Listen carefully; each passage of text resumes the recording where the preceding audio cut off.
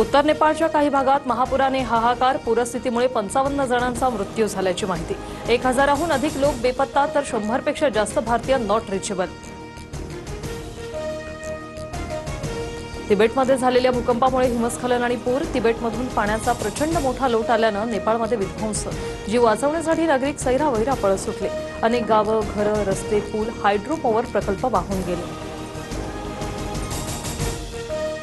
नेपाळमधील महापुराच्या पार्श्वभूमीवर बिहार सरकारकडून 8 जिल्ह्यांना हाय अलर्ट जारी.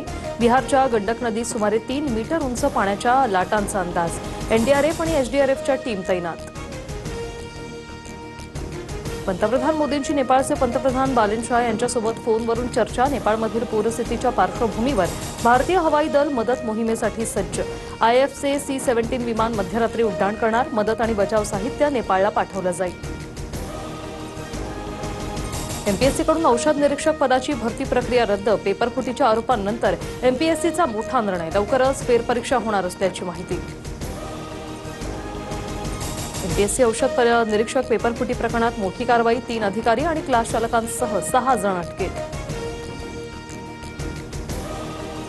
प्रेम प्रकरणामुळे एमपीएससीच्या पेपरफुटीचं बिंग फुटलं. वडिलांनी मुलीसाठी पेपर फोडला. मुलीनं पेपर प्रियकराला दिला. मात्र प्रियकरानं मित्राला पेपर दिल्यानं झालेल्या वादानंतर प्रकरण उघडकीस.